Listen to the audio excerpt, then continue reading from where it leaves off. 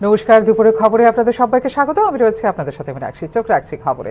দিল্লির চতুর্থ মহিলা মুখ্যমন্ত্রী হিসেবে শপথ নিলেন রেখা গুপ্তা। একই সাথে দিল্লিতে শুরু হলো ভারতীয় জনতা পার্টির পথ চলা। দিল্লির মুখ্যমন্ত্রী পদে শপথ নিলেন রেখা গুপ্তা। বৃহস্পতিবার দিল্লির রামলীলা ময়দানে এক জাঁকজমকপূর্ণ অনুষ্ঠানে শপথ গ্রহণ করেন নতুন মুখ্যমন্ত্রী রেখা গুপ্তা। সম্ভাব্য মুখ্যমন্ত্রী হিসেবে তাঁর নাম চর্চায় ছিলই, তবে ছিলেন আরো অনেকেই। সকলকে ছাপিয়ে নরেন্দ্র মোদী, অমিত শাহ, জগৎ প্রকাশ নাড্ডাদের পছন্দের তালিকায় উঠে এলেন রেখা গুপ্তা। দিল্লির বিধানসভা ভোটে শালিমার বাগ কেন্দ্র থেকে 29,500 ভোটের ব্যবধানে এবার জয়ী হয়েছেন তিনি। বিজেপির ছাত্র সংগঠন থেকে রাজনৈতিক জীবন শুরু করেন 50 বছর বয়সী রেখা গুপ্তা। তাৎপর্যপূর্ণভাবে তিনি যখন দিল্লি বিশ্ববিদ্যালয় ছাত্র সংগঠনের সাধারণ সম্পাদক এবং সভাপতি হিসেবে নির্বাচিত হয়েছিলেন, সেই 9 দশকে শেষবার দিল্লির মুখ্যমন্ত্রী পদে বসেছিলেন বিজেপির সুষমা স্বরাজ। मैं रेखा गुप्ता ईश्वर की शपथ लेती हूं कि मैं विधि द्वारा स्थापित भारत के संविधान के प्रति सच्ची श्रद्धा और निष्ठा रखूंगी। मैं भारत की प्रभुता और अखंडता अक्षुण्ण रखूंगी। मैं मुख्यमंत्री के रूप में अपने कर्तव्यों का श्रद्धापूर्वक और शुद्ध अंतःकरण से निर्वहन करूंगी तथा मैं भय या पक्षपात, अनुराग या द्वेष के बिना सभी प्रकार के लोगों के प्रति संविधान और विधि के अनुसार न्याय करूंगी। मैं रेखा गुप्ता ईश्वर की शपथ लेती हूं कि जो विषय मुख्यमंत्री के रूप में मेरे विचार के लिए लाया जाएगा अथवा मुझे ज्ञात होगा, उसे किसी व्यक्ति या व्यक्तियों को तब के सिवाय जबकि ऐसे मुख्यमंत्री के रूप में अपने कर्तव्यों के समय निर्वहन के लिए ऐसा करना अपेक्षित हो, मैं प्रत्यक्ष या अप्रत्यक्ष रूप से संसूचित या प्रकट नहीं करूंगी।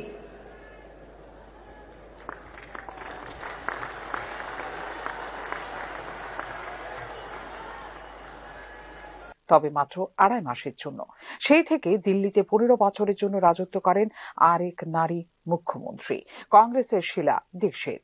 এমনকি 11 বছর পর অবশেষে যখন আম আদমি পার্টিকে পরাস্ত করতে সক্ষম হয়েছে বিজেপি, তখন দিল্লির মুখ্যমন্ত্রী পদে ছিলেন এক নারী, আম আদমি পার্টির নেত্রী অতিশী মার্লেন। এবার দিল্লি জয় ছিল প্রধানমন্ত্রী নরেন্দ্র মোদীর কাছে অনেকটাই অগ্নি পরীক্ষা, কারণ গত 27 বছর ধরে দিল্লি দখল করতে পারছিল না বিজেপি এবং প্রধানমন্ত্রী নরেন্দ্র মোদী নিজে লোকসভা ভোটে জয়ী হচ্ছেন উপর্যুপরি।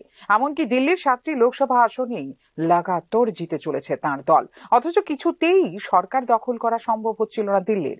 এই ব্যর্থতা স্বাভাবিকভাবেই নরেন্দ্র মোদীর রাজনৈতিক ক্যারিয়ারে হয়ে থাকতো বড়সড় এক কালিমা চিহ্ন। অবশেষে ঘটেছে সেই অভিশাপ মুক্তি। 1947 সালে 19 জুলাই হরিয়ানায় জন্ম রেখা গুপ্তার, পড়াশোনা দিল্লিতে। এবারই প্রথম ভোটে দাঁড়ান রেখা গুপ্তা। 2007 এবং 2012 সালে দিল্লির পৌরসভা ভোটে জয়ী হয়েছিলেন রেখা গুপ্তা। মেয়র হিসেবেও বিবেচনা করা হয়েছিল তার নাম। অখিল ভারতীয় বিদ্যার্থী পরিষদের ছাত্রী নেত্রী হওয়ার পর থেকে লাগাতার দিল্লির রাজনীতির সঙ্গে যুক্ত ছিলেন রেখা গুপ্তা। তরুণ প্রজন্মকে সুযোগ দেওয়া তো বটেই, জয়ী হলে নারী মুখ্যমন্ত্রী হিসেবে কোনো জয়ী মহিলা বিধায়ককে বেছে নেওয়া হবে, এই চর্চা ছিলই বিজেপির অন্তরে। শেষ পর্যন্ত বাস্তবে হলেও তাই নারীদের উপহার দেওয়ার প্রতিশ্রুতিও এবার দেওয়া হয়েছিল বিজেপি নির্বাচনী ইশতেহারে। এর মধ্যে অন্যতম ছিল ক্ষমতায় এলে দিল্লির সব মহিলাকে মাসে 2,500 টাকা করে সাহায্য। রেখা গুপ্তার হাত ধরে 27 বছর পর বিজেপির নতুন পথ চলা শুরু হলো দিল্লিতে। দিল্লির নবম মুখ্যমন্ত্রী হলেন রেখা গুপ্তা। এছাড়া মহিলা হিসেবেও দিল্লির চতুর্থ মুখ্যমন্ত্রী তিনি। ঘরে বাইরে সম্পূর্ণ দক্ষতার সাথে কাজ করেই নারী ক্ষমতায়নের উজ্জ্বল দৃষ্টান্ত স্থাপন করেছেন দিল্লির নতুন মুখ্যমন্ত্রী রেখা গুপ্তা। ফিউরো রিপোর্ট, নিউজ দাও। সীমান্তবর্তী এলাকাগুলোর উন্নয়ন অগ্রগতির জন্য বরাদ্দকৃত অর্থ হ্রাস পাচ্ছে ত্রিপুরার ক্ষেত্রে। স্বাভাবিক কারণেই ব্যাহত হচ্ছে এই প্রকল্পের সার্থক বাস্তবায়ন। আন্তর্জাতিক সীমানা এলাকায় বসবাসকারী মানুষের জীবন জীবিকা পরিকাঠামোগত বিকাশের লক্ষ্যে দেশে চালু হয়েছিল বর্ডার এরিয়া ডেভেলপমেন্ট প্রোগ্রাম। কেন্দ্রীয় স্বরাষ্ট্র মন্ত্রকের রিপোর্ট অনুযায়ী এই প্রকল্পে 2024 সালে ত্রিপুরার জন্য অর্থ বরাদ্দ ছিল 2.891 কোটি টাকা। অথচ 2017-18 অর্থ বছরে এই খাতে বরাদ্দ ছিল 65.07 কোটি টাকা। অর্থাৎ বিগত 7টি অর্থ বছরে ত্রিপুরার জন্য এই খাতে সেন্ট্রাল শেয়ার কমেছে 62,179 কোটি টাকা। স্বাভাবিক কারণেই রাজ্যে ব্যাহত হচ্ছে এই প্রকল্পের সার্থক বাস্তবায়ন। সাধারণ মানুষকে অবাক করছে এই বিষয়ে রাজ্য সরকারের নীরবতা। দেশের 17টি রাজ্যের 111টি জেলায় কার্যকর রয়েছে বর্ডার এরিয়া ডেভেলপমেন্ট প্রোগ্রাম। এতে রয়েছে আন্তর্জাতিক সীমান্তবর্তী মোট 396টি ব্লক। উত্তর পূর্বাঞ্চলের সবকটি রাজ্য ছাড়াও প্রকল্পের আওতায় রয়েছে বিহার, গুজরাট, হিমাচল প্রদেশ, জম্মু কাশ্মীর, পাঞ্জাব, রাজস্থান, উত্তরপ্রদেশ, উত্তরাখণ্ড এবং পশ্চিমবঙ্গ। গাইডলাইন অনুযায়ী এই প্রকল্পে সংশ্লিষ্ট রাজ্য সরকারগুলির মাধ্যমেই মানুষের জীবন জীবিকা, শিক্ষা, স্বাস্থ্য, কৃষি ও কৃষি সহায়ক নানা ক্ষেত্র, রাস্তাঘাট সহ নানা পরিকাঠামো উন্নয়নের মতো কাজগুলি করা হবে সাধারণ মানুষের স্বার্থে। প্রকল্পে মডেল ভিলেজ গড়ে তোলারও সংস্থান রাখা হয়েছে। সীমান্ত এলাকার 5-6টি গ্রামের মানুষকে নিয়ে উন্নয়ন অগ্রগতির বৃহত্তর একটি ক্ষেত্র তৈরি করা হলো এই প্রকল্পের লক্ষ্য। এর অতিরিক্ত বর্ডার গার্ডিং ফোর্স অর্থাৎ এসএফ এর হাতে ক্ষমতা দেওয়া হয়েছে স্ট্র্যাটেজিক গ্রাম চিহ্নিত করে ওই সমস্ত এলাকার মানুষের উন্নয়ন সুনিশ্চিত করা। বিশেষ করে সড়ক ও টেলি যোগাযোগ ব্যবস্থার দুর্বলতা কাটানো হলো এই প্রকল্পের মূল উদ্দেশ্য। কেন্দ্রীয় স্বরাষ্ট্র মন্ত্রকের তথ্য অনুযায়ী খাতে 2017-18 সালে বরাদ্দ ছিল 65.07 কোটি টাকা। 2018-19 সালে বরাদ্দ কমে দাঁড়ায় 49.70 কোটি টাকা। পরের অর্থ বছরে আরও হ্রাস পায় 44.64 কোটি টাকা। 2020-21 সালে 1 টাকাও বরাদ্দ করা হয়নি। 2021-22 সালে দেওয়া মাত্র 6.04 কোটি টাকা। অর্থাৎ এক ধাক্কাতেই 38.6 কোটি টাকা বরাদ্দ ছাঁটায়। 2022-23 সালে আরও কমে বরাদ্দ দাঁড়ায় 2.05 কোটি টাকা। আর 2023-24 সালে বরাদ্দ যৎ সামান্য বেড়ে হয় 2.891 কোটি টাকা। অর্থাৎ দেশের সীমান্ত এলাকায় বসবাসকারী মানুষের জীবন জীবিকা, আর্থসামাজিক অন্যান্য বিষয়ে উন্নতির জন্য হ্রাস পেয়েছে বরাদ্দ। 2018-19 থেকে 2019-20 সালে বরাদ্দ কিছুটা বাড়ানো হয়েছিল, তারপর থেকে ন্যূনতম বরাদ্দে টিকিয়ে রাখা হয়েছে প্রকল্পটি। অথচ সীমান্তবর্তী এলাকায় বসবাসকারী মানুষের আর্থিক অবস্থা তুলনামূলকভাবে অনেকটাই দুর্বল, পিছিয়ে পরিকাঠামোগত উন্নয়নের দিক থেকেও বেঁচে থাকতে নানা অপরাধমূলক কাজেও জড়িয়ে পড়ছেন অনেকেই। বাড়ছে সীমান্ত নিরাপত্তার ঝুঁকিও। দেশ বিরোধী শক্তিগুলি ওই সমস্ত এলাকার মানুষকে নির্বাচন করছে সহজ টার্গেট হিসেবে। নানা প্রলোভনে বিপথে চালিত করার চলছে চেষ্টা। দেশের নিরাপত্তা বিষয়ক সংস্থাগুলির বিশ্লেষণে উঠে আসছে এই তথ্য।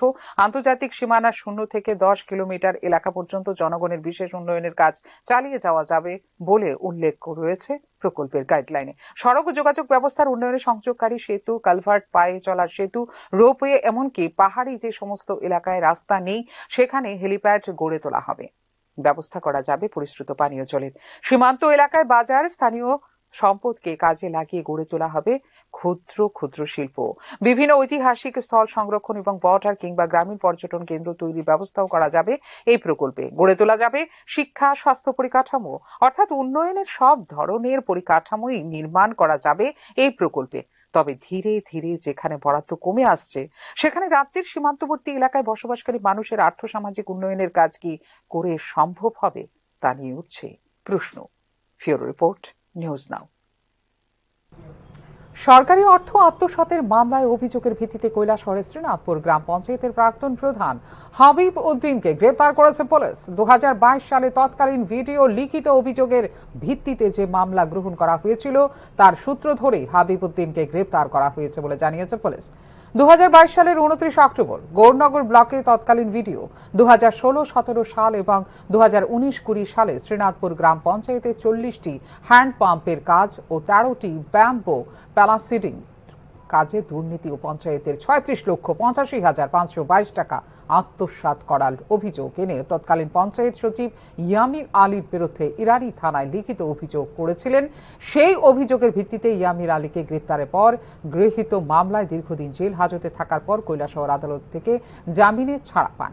সেই মামলার তদন্তে প্রাক্তন সচিবকে জিজ্ঞাসাবাদের পর প্রাক্তন প্রধান হাবিব উদ্দিনের নাম উঠে আসলে দীর্ঘদিন যাবৎ তিনি পলাতক ছিলেন। গোপন সম্রাটের সংবাদের ভিত্তিতে কৈলাসহর মহকুমা পুলিশ অফিসার জয়ন্ত কর্মকার ও ইরানি থানার প্রাক্তন ওসি ইন্সপেক্টর যতীন্দ্র দাসের নেতৃত্বে বিরাট পুলিশ বাহিনী সিপিআইএম দলের প্রাক্তন প্রধান হাবিব উদ্দিনকে গ্রেফতার করে। এই বিষয়ে বিস্তারিত সংবাদ মাধ্যমকে জানিয়েছেন কৈলাসহর মহকুমা পুলিশ অফিসার জয়ন্ত কর্মকার। ওই কমপ্লেনের ভিত্তিতে ওসি ইরানি পিএস দিদেন উনি কেসটা রেজিস্টার করেছিলেন নাম্বার 86/2022। কেস রেজিস্টার্ড হওয়ার পর ইনভেস্টিগেশনের পর পঞ্চায়েত সেক্রেটারি ইয়ামির আলী উনি গ্রেপ্তার হয়েছিলেন এবং উনি বর্তমানে মাননীয় কোর্টের আদেশে উনি বেইলে আছেন। ওনার ইন্টারোগেশন এবং পাশাপাশি যে এভিডেন্স আমরা ডকুমেন্টারি এভিডেন্স কালেকশন করেছি সেখান থেকে দিদেন পঞ্চায়েত প্রধান শ্রীনাথপুর হাবিব উদ্দিনের নামটাও এসেছে। আজকে আমরা একটা স্পেশাল টিম নিয়ে শ্রীনাথপুর এরিয়াতে আমরা রেড করেছি এবং ওনাকে আমরা অ্যারেস্ট করেছি। বর্তমানে ইনি ইরানি থানাতে আছেন, কালকে আমরা তাকে কোর্টে পাঠাচ্ছি। এখনকার মতো এই মুহূর্তে সংবাদ এই পর্যন্ত। অন্যান্য আপডেটস দেখার জন্য অবশ্যই নজর রাখতে হবে নিউজ নাওর পর্দায়। নমস্কার।